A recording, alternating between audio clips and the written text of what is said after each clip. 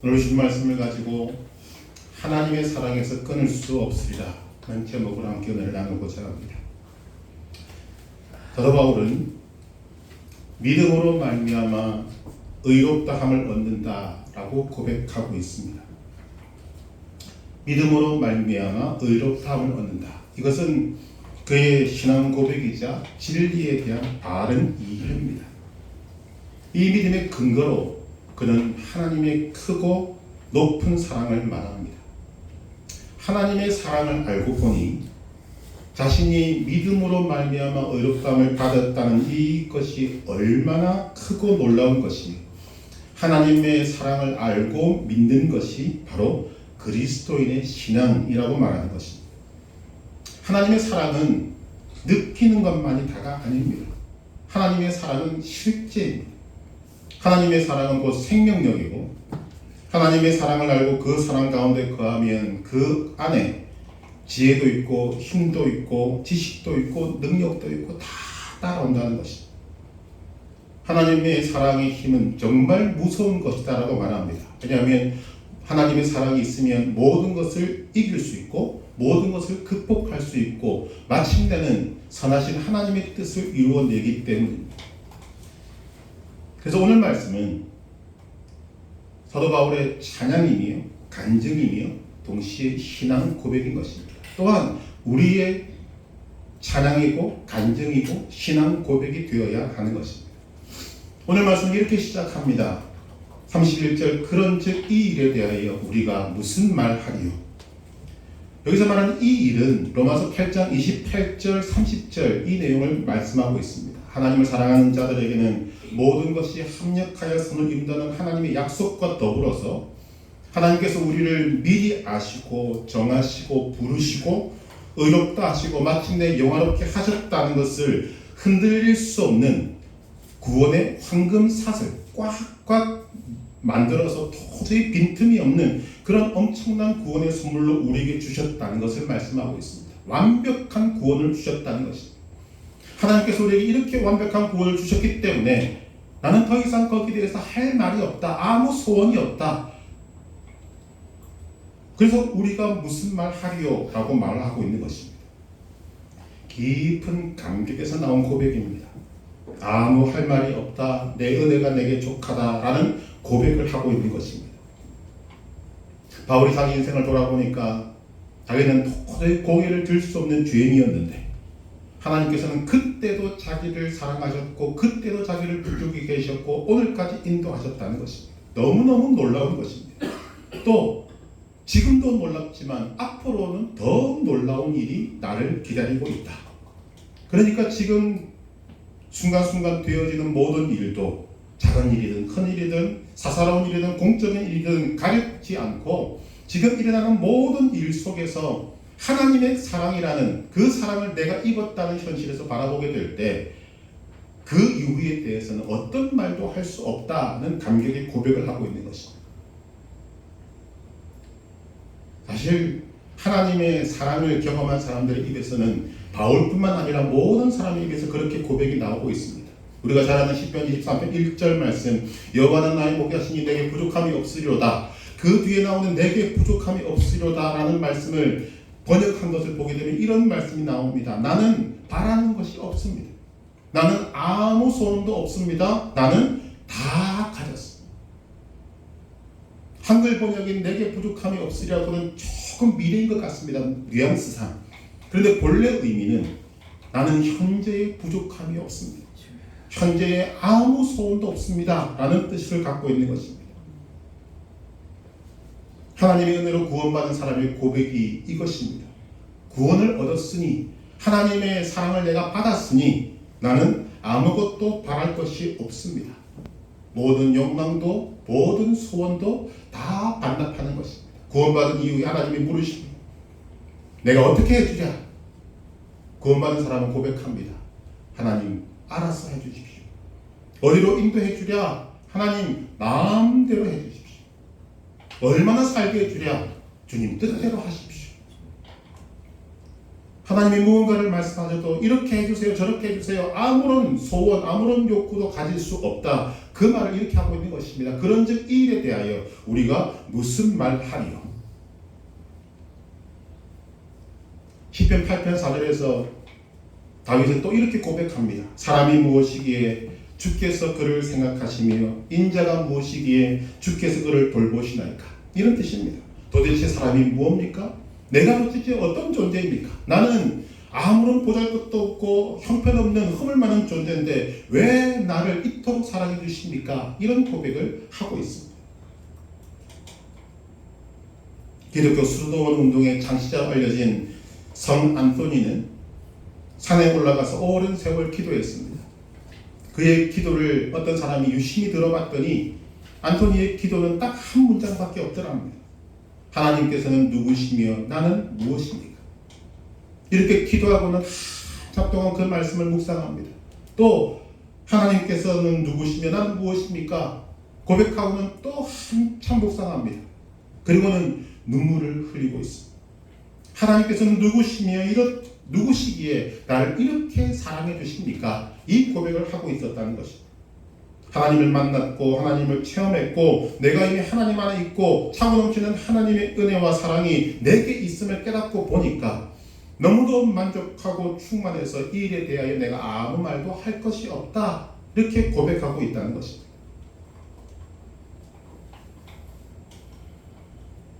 이것이 구원의 근거입니다. 구원의 확신입니다. 사도 바울이 다른 어떤 것도 바라지 않고 아무 말도 하지 못할 정도로 깨달은 하나님의 사랑의 내용이 무엇인가? 첫째는 그가 하나님께서 자기 아들을 아끼지 않고 내주셨기 때문입니다. 32절에 보니까 자기 아들을 아끼지 아니하시고 우리 모든 사람을 위하여 내주시니가 어찌 그 아들과 함께 모든 것을 우리에게 주시지 아니하겠느냐. 하나님은 아들을 주셨습니다. 그것도 외아들을 주셨습니다. 이 말은 하나님의 모든 것을 주셨다는 말입니다.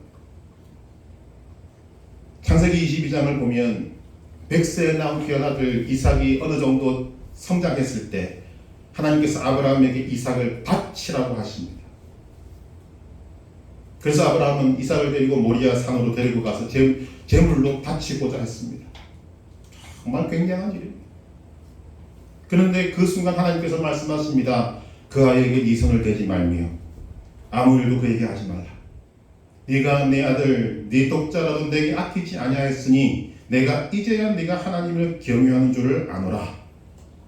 우리는 이 장면을 대하면 충격을 받습니다. 아니 사랑이라는 하나님께서 어떻게 100세에 낳은 그 귀한 아들을 바치라고 죽이라고 말씀하실 수 있는가? 믿음의 세계를 모르면 하나님의 사랑을 모르면 다 누구도 이해하지 못합니다. 그런데 하나님께서 그 결정적인 순간에 막으신 이유가 무엇인가 하면 이 말입니다. 네 아들에게 손대지 말라. 네가 네 독자라도 아끼지 아니하고 나에게 바치는구나. 네가 나를 나만큼 사랑하는 줄을 내가 알았다. 그리고 나 아브라함에게 엄청난 복을 주십니다. 여러분 이 일은 우리의 인간적인 상식으로 머리로는 이해가 안 되지만 믿음의 세계에서 굉장히 중요한 것입니다. 여러분 아들을 바친다, 아들을 죽음에 내어준다, 이 말이 무슨 말입니까? 사랑 중에 가장 높은 것입니다. 그 이상이 없습니다. 아들은 자기 생명보다 훨씬 더 중요하고 훨씬 더 큰 것이기 때문입니다. 그런데 하나님께서는 그 아들을 아끼지 아니하시고 우리를 위해 내어주셨습니다.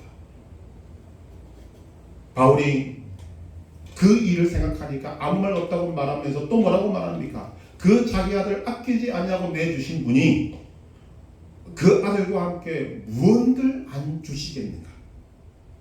아들을 주셨다는 말은 질적으로도 가장 높은 것이고 양적으로도 가장 높은 것입니다. 그 아들을 아끼지 아니하시고 내어주신 분, 그런데 그분이 그 아들과 함께 우리에게 무언들 주시지 않겠느냐? 그러므로 우리는 아들과 함께 모든 것을 받았다. 하나님의 모든 것을 받았다는 것을 인정하고 믿어야 한다는 것입니다. 사도 바울이 하나님의 크신 사랑을 깨닫고 보니 아무 할 말이 없는 것입니다. 그래서 이 고백을 하고 있습니다. 사도 바울이 그렇게 확신하고 구원의 근거로 내밀고 있는 첫 번째는 바로 자기 아들을 아끼지 않고 주셨다는 것입니다. 두 번째로 사도 바울이 그렇게 감격하고 고백하고 있는 하나님의 사랑의 내용이 무엇인가? 의롭다 하신 것입니다. 33절 이하 보면 누가 능히 하나님께서 택하신 자들을 고발하리요 의롭다 하신 이는 하나님이시니 누가 정죄하리요. 여러분, 우리 인간에게 베푸신 하나님의 가장 높은 사랑, 최대의 사랑, 최고의 은혜가 무엇인가 하면 의롭다 하신 것입니다. 가장 귀한 것이 의롭다 하신 것입니다. 죄인을 의롭다 하신 것입니다. 이보다 더 큰 게 없습니다. 이것만 얻으면 나머지는 아무런 문제가 되지 않는 것입니다. 반대로 다른 것은 다 가졌다 할지라도 이 의를 받지 못하면 아무것도 갖지 못한 것입니다. 그런데 우리가 예수를 믿어서 받게 되는 것이 바로 이 의입니다. 죄인이 의롭다 되는 것입니다. 가장 큰 것입니다. 하나님께서 아들 예수 그리스도를 통해서 나를, 여러분을 의롭다 하셨습니다.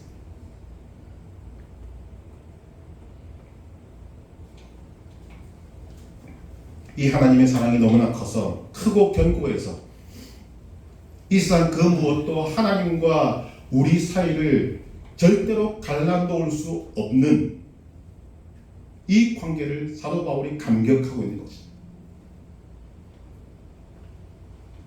그래서 사도 바울은 어느 누구도 하나님과 우리 사이의 관계로 해방할 수 없음을 누가? 라는 질문을 4번이나 하면서 우리에게 질문합니다. 누가 우리를 대적하리요? 누가 나를 고발하리요? 누가 정죄하리요? 누가 이 사랑에서 끊으리요?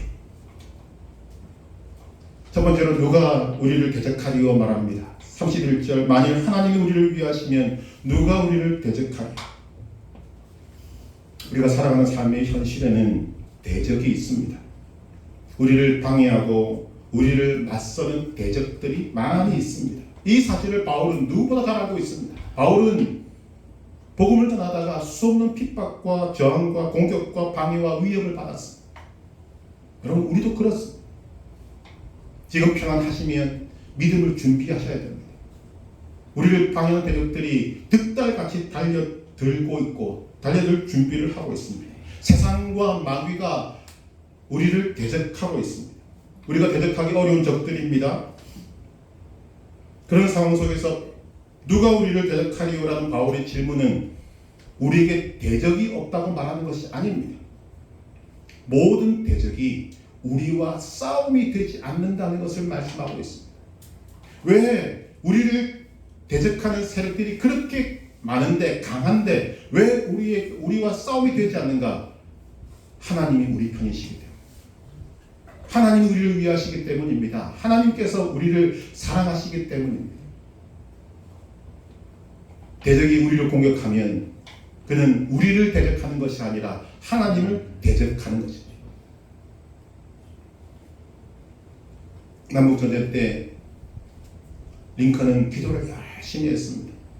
어느 날 기도를 열심히 하고 나오니까 참모 중에 한 사람이 묻습니다. 무엇을 위해서 기도하셨습니까? 우리가 이기고 적이 지기를 기도하셨습니까? 그때 링컨이 이런 말을 합니다. 그런 기도한 것이 아니다.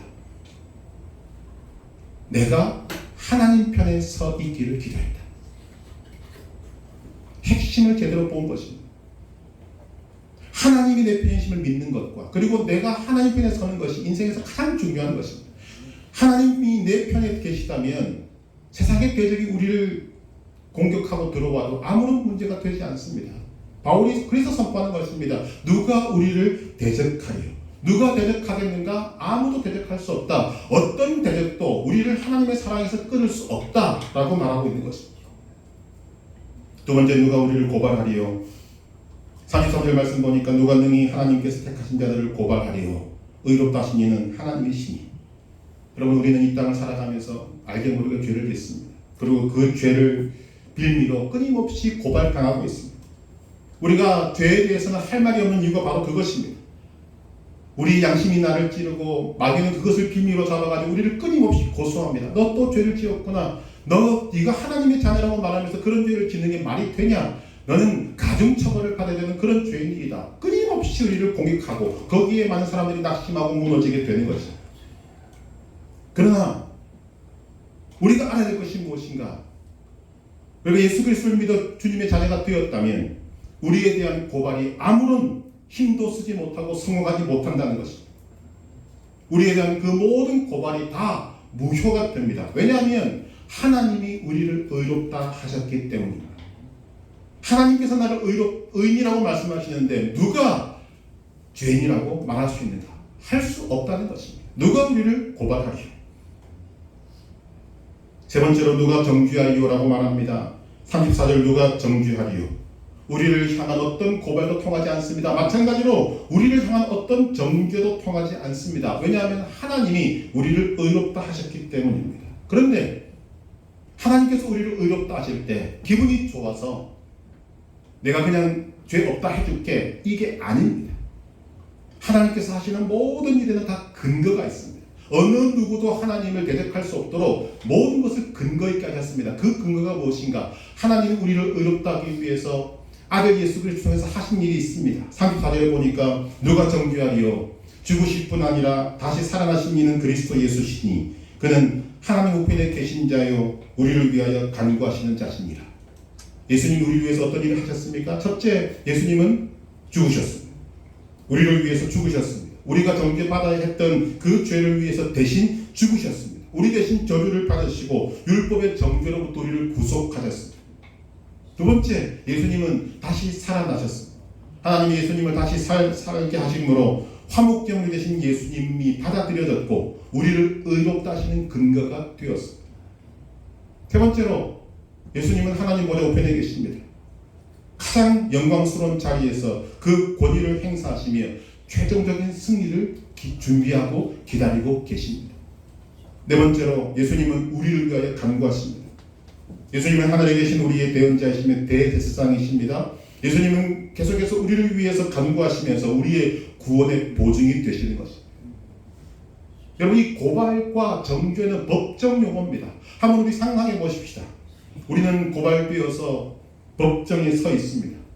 우리가 지은 죄가 너무나 분명해서 어떤 변명도 할 수 없는 처지에 놓여 있습니다. 우리에게 내려진 영원한 심판은 마땅히 받을 수밖에 없는 그런 판결이 이루어진 것입니다. 그런데 그 앞에서 재판장이신 하나님께서 우리는 무죄다라고 판결하시는 것입니다. 왜냐하면 우리를 변호하신 예수님께서 우리를 위해 대신 형벌을 받으셨기 때문입니다. 형사소송법이라는 법에 보면 일사부재리 원칙이 있습니다. 한 번 판결이 난 사건에 대해서는 다시 재판할 수 없다는 원칙입니다. 왜 우리를 하나님께서 의롭다 하시고 죄가 없다 하실까? 예수님이 나의 모든 죄에 대해서 하나님의 판결을 이미 받으셨기 때문입니다. 그래서 나의 죄에 대해서 더 이상 하나님의 판결이 나올 수가 없습니다. 이미 끝났습니다. 우리는 예수 그리스도로 말미암아 의롭게 되었습니다. 어떤 고발도 어떤 정죄도 하나님 앞에서 통하지가 않는다는 것입니다.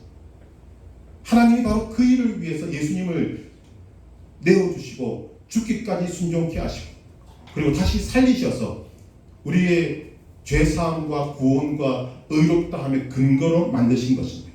그러니 거기에 대해서 우리가 무슨 말을 더 할 수 있겠는가? 어느 누구도 정죄할 수 없습니다. 네 번째로, 누가 우리를 그리스도의 사랑에서 끊으리요? 35절 말씀, 누가 우리를 그리스도의 사랑에서 끊으리요? 우리가 적대적인 세상에서 만날 수 있는 여러 가지 일들이 있습니다. 대표적으로 열거하는 것이 바로 이 7가지입니다. 환난이나 곤고나 박해나 기근이나 덕이나 위험이나 칼이래. 이 모든 것들이, 즉 세상이, 마귀가 우리를 하나님의 사랑에서 끊으려고 달려듭니다. 환난, 어려움입니다. 외부로부터 오는 공격입니다. 재난과 시련입니다.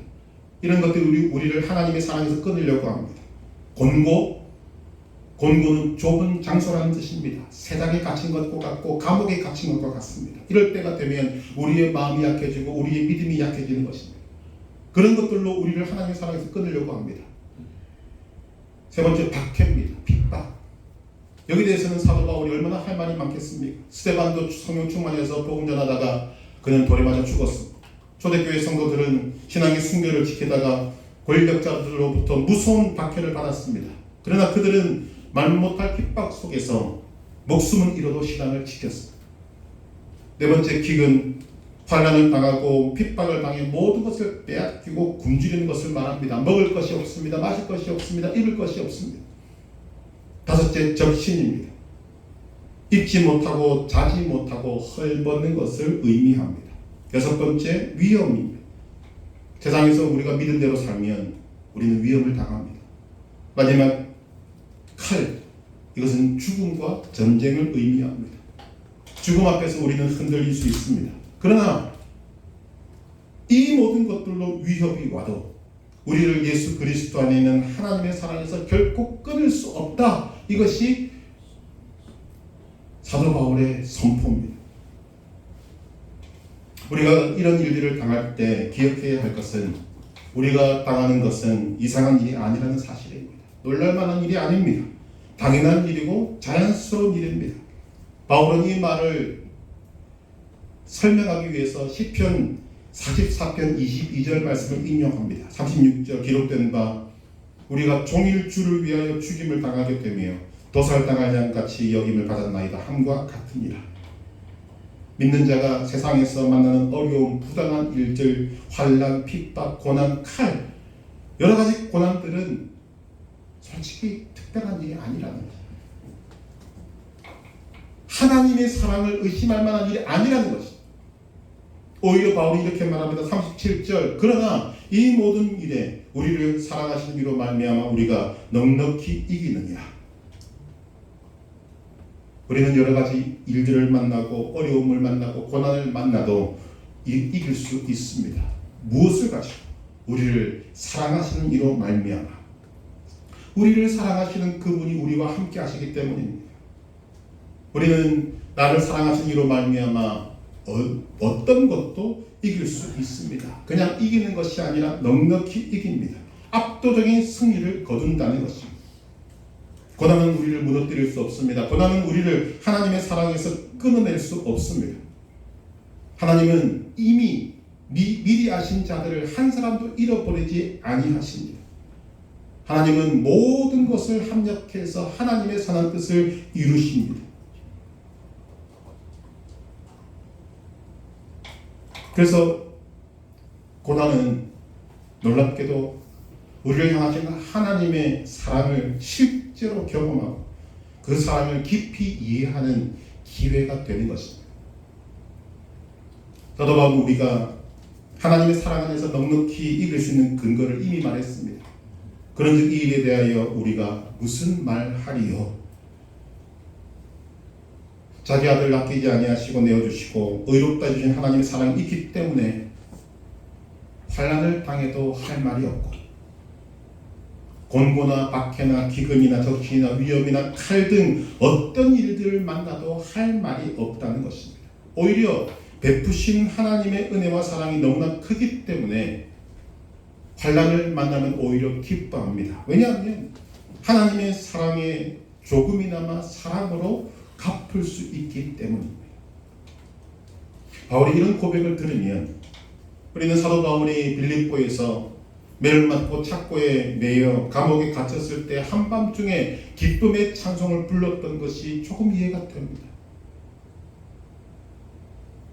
하나님의 그 크신 사랑이 너무나 크기 때문에 환난을 당해도 할 말이 없는데 오히려 그 환난 속에서 너무 기뻐하면서 찬송을 부르는 그 이유가 무엇인가? 그가 받은 하나님의 사랑이 너무나 컸기 때문에.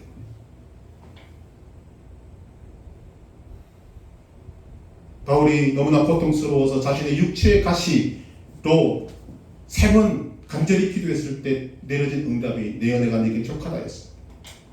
그 응답을 받고 그가 한 것은 크게 기뻐했다. 이해가 됩니다. 하나님의 사랑을 모를 때는 이해가 안 되는데 하나님의 사랑을 알고 나니까 이해가 되더라는 거예요. 내가 너를 사랑한다 하시는 이 하나님의 사랑이 너무나 크고 높고 실제이기 때문에 환난을 당해도 좋고 매를 맞아도 좋고 죽어도 좋은 것입니다. 하나님의 사랑 안에서의 죽음은 하나님이 너무 사랑하셔서 자기 곁에 두고 싶어 하시는 그런 하나님의 뜻으로 받아들입니다. 그래서 바울은 하나님의 이 사랑을 확신하고 또 확신하는 것입니다. 38절 39절 내가 확신하노니 사망이나 생명이나 천사들이나 권세자들이나 현재이나 장래이나 능력이나 높음이나 깊음이 다른 어떤 피조물이라도 우리를 우리 주 그리스도 예수 안에 있는 하나님의 사랑에서 끊을 수 없으리라. 그 어떤 것도 우리를 하나님의 사랑에서 끊을 수 없습니다. 하나님이 우리를 사랑하시는 이유는 우리가 하나님을 향해서 무언가를 했기 때문이 아닙니다. 우리에게 뭔가 특별한 것이 있기 때문이 아닙니다. 무언가 조건이 있기 때문에 하나님을 사랑하시는 것이 아닙니다. 하나님의 기쁘신 뜻 안에서 하나님이 우리를 먼저 사랑하시기로 작정하셨기 때문입니다. 하나님으로부터 시작된 사랑이기 때문에 우리가 그 사랑을 받을 만한 자격이 없을 때부터 시작된 하나님의 사랑이기 때문에 그리고 그 사랑이 너무 크고 강력하기 때문에 어떤 것도 그 하나님의 사랑에서 우리를 끊을 수 없다는 것입니다. 지금 우리가 처해 있는 상황과 우리가 겪는 고난과 어려움과 아무런 관계없이 하나님의 사랑은 지금도 있고 지금도 영원하고 지금도 변함이 없습니다. 그 어떤 것도 그 하나님의 사랑을 끊을 수 없습니다. 막을 수 없습니다. 바꿀 수 없습니다. 하나님 우리를 사랑하시되 끝까지 사랑하십니다. 그래서 우리가 그 하나님의 사랑을 확신할 수 있는 것입니다. 여러분 환난이나 곤고나 박해나 기근이나 적신이나 위험이나 칼등을 만난다고 여러분 하나님의 사랑을 의심하지 마시기를 바랍니다. 하나님 우리를 사랑하지 않을 리가 없습니다. 어떻게 합니까? 십자가를 보면 됩니다. 사도 바울이 바라본 것이 바로 그 십자가입니다. 자기 아들을 아끼지 않고 내어주신 그 사랑을 보니까 어떤 것도 하나님의 사랑에서 끊을 수 없다라고 말합니다. 그 사랑은 우리 평생도록 나와 함께 있을 것이고 주님 나라에 갈 때까지 인도하시게 된다는 것입니다. 그래서 사도 바울이 로마서 5장 8절에서 말하는 것입니다. 우리가 아직 죄인 되었을 때에 그리스도께서 우리를 위하여 죽으심으로 하나님께서 우리에 대한 자기의 사랑을 확증하셨느니라. 내가 아직 죄인 되었을 때, 내가 하나님과 원수될 때, 내가 하나님을 모를 때, 내가 하나님을 배척할 때도 이미 하나님은 나를 사랑하셨다. 이 사랑에 대한 확신을 갖고 있는 것입니다. 그래서 선포합니다. 누가 우리를 그리스도의 사랑에서 끊으리? 그런데 왜 우리는 환난을 당하면, 어려운 일들을 당하면, 고난을 당하면 하나님의 사랑이 의심되는지 아십니까? 우리의 소원이 있기 때문에. 우리는 어려운 일을 만나면 빨리 해결되면 좋겠고, 고난이 있으면 빨리 지나갔으면 좋겠고, 몸이 아프면 빨리 나았으면 좋겠습니다. 이런 소원이 있습니다. 이 소원이 이루어지지 않으면 하나님의 사랑이 의심되는 것입니다. 제2차 세계대전 때 폴란드에서 있었던 일이 있습니다. 한 조그마한 여자아이가 아장아장 자기 엄마 뒤를 조금 떨어져서 걸어가고 있습니다.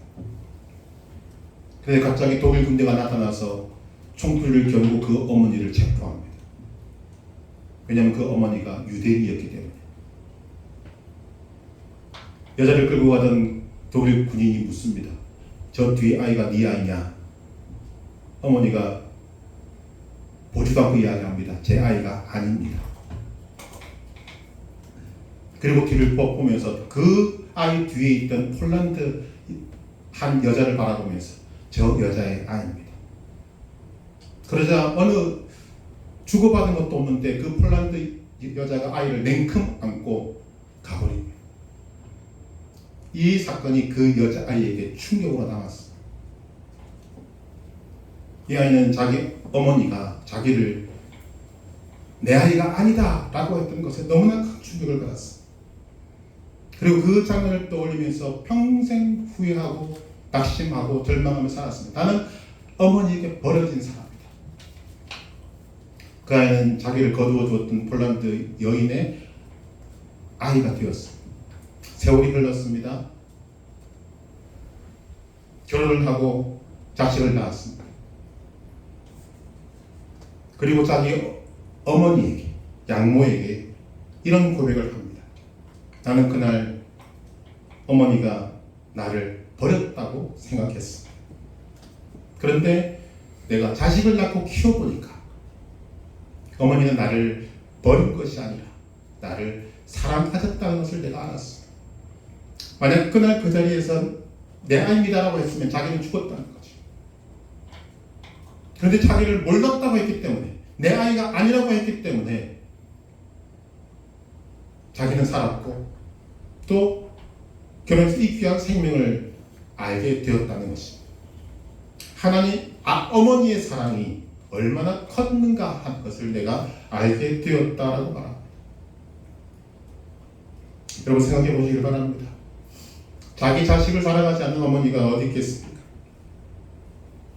그러나 유감스럽게도 자식들은 부모에게 나를 사랑하지 않는다고 말합니다. 심지어는 사랑하는 일조차 없었다고 말합니다. 뭐 때문에요? 내 소원을 안 들어주니까, 내 뜻대로 안 해주니까,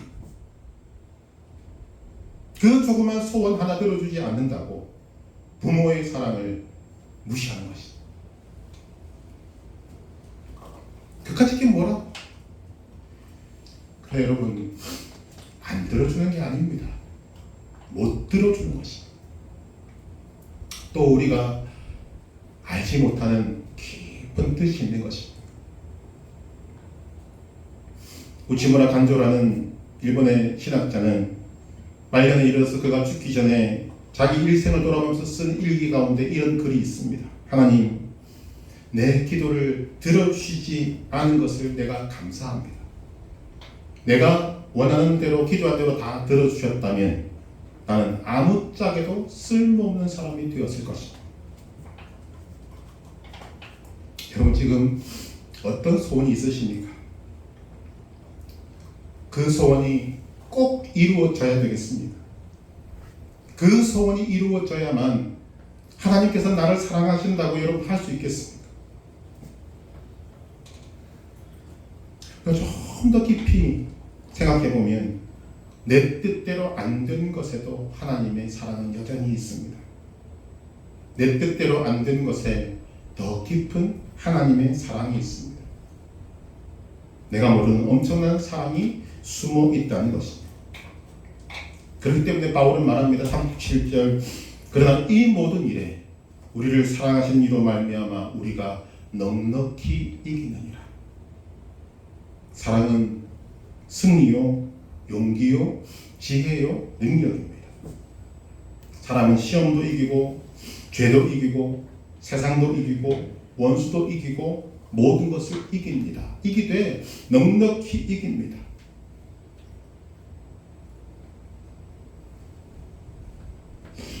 루터가 종교개혁을 할 때 있었던 이야기입니다. 교황은 종교개혁을 일으켰던 루터를 어떻게 했든지 로마 가톨릭으로 다시 끌어오기 위해서 애를 씁니다. 그러다가 추기경을 보내서 금으로 그의 마음을 요동치게 만들려고 했습니다. 그러나 금으로는 루터를 조금도 흔들 수가 없었습니다. 금으로 안 되니까 추기경이 위협을 합니다. 교황의 손가락 하나가 전체 독일의 힘보다 강하다. 네가 교황의 말을 안 들으면 교황은 너를 언제든지 죽일 수 있다. 자, 어느 편에 서겠느냐? 그럴 때 루터는 간단하게 대답합니다. 지금 있는 곳에 그대로 있겠습니다. 전능하신 하나님 손 안에 그대로 있겠습니다. 나를 사랑하신 하나님 안에 그대로 있겠습니다.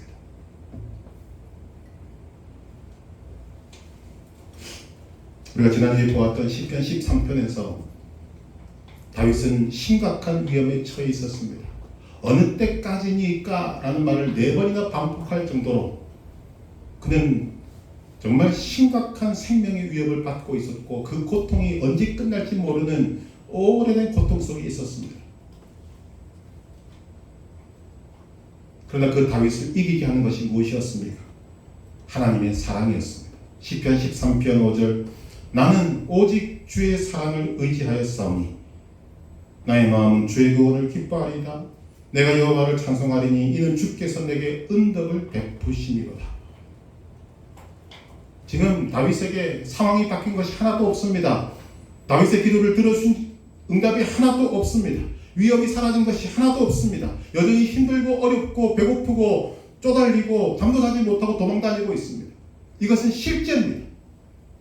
그에게는 정말 피부에 와닿는 뼛속까지 사무치는 그런 고통이었습니다. 그런데 그런 것들보다도 훨씬 더 그에게 확신 있는 것이 무엇이었는가? 바로 나를 사랑하신 하나님의 사랑이라는 것입니다. 다윗은 이런 믿음으로 넉넉히 이긴 것입니다. 오직 주의 사랑을 의지하였사오니. 하나님의 사랑, 그 크신 사랑 속에 모든 문제의 해결이 있습니다. 39절 높음이나 깊음이나 다른 어떤 피조물이라도 우리를 우리 주 그리스도 예수 안에 있는 하나님의 사랑에서 끊을 수 없으리라. 하나님이 나를 사랑하시고 내가 하나님을 사랑하는 이것은 그 누구도 그 어떤 환경도 끊을 수가 없다는 것입니다. 그 안에 능력이 있고 그 안에 내 삶의 의미가 있고 내 의가 있고 그 안에 내 믿음이 있는 것입니다.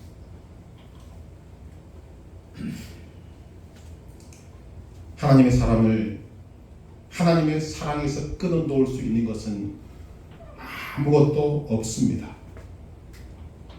왜냐하면 하나님께서 우리를 사랑하시기로 작정하셨고 계획하셨고 인도하시며 지금도 사랑하시기 때문입니다. 그러므로 예수 안에 있는 하나님의 사랑을 의지하는 사람은 구원의 확신과 함께 고난도 넉넉히 이길 수 있습니다. 어쩌면 우리 중에 하나님의 사랑이 끊어진 것처럼 생각되시는 분들도 있을 것입니다. 여러 가지 형편 때문에 우리 주어진 상황을 바라보면서 하나님은 나를 사랑하시지 않는가? 하나님의 사랑은 끊어졌는가? 의심이 될 수 있습니다. 하지만 분명하게 기억하시기를 바랍니다. 하나님은 우리가 죄인 되었을 때에 자기 아들을 아끼지 아니하시고 내어주신 분입니다. 그 아들을 십자가에 달려 죽게 하시고 피 흘리심으로 우리를 의롭다 하신 사랑의 하나님이십니다. 그 하나님의 사랑은 변하지 않습니다. 그 하나님의 사랑은 오늘도 우리에게 임해 있고 그 하나님의 사랑은 이 세상 어느 누구도 우리에게서 끊어낼 수가 없는 것입니다. 그 하나님은 우리를 선하고 좋은 길로 인도하십니다. 우리의 문제는 우리가 그 하나님의 사랑을 다 알지 못한다는 것입니다.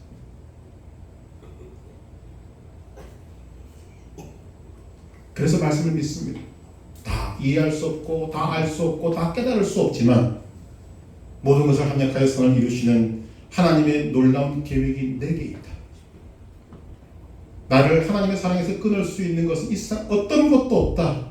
그러므로 이 일에 대하여 우리가 무슨 말을 하겠는가 하며 감사하며 찬송하며 주님 앞에 나아가서 하나님의 은혜를 더욱더 체험하고 하나님의 사랑을 더 크게 경험하는 우리 모두가 되시기를 주님의 이름으로 축복합니다.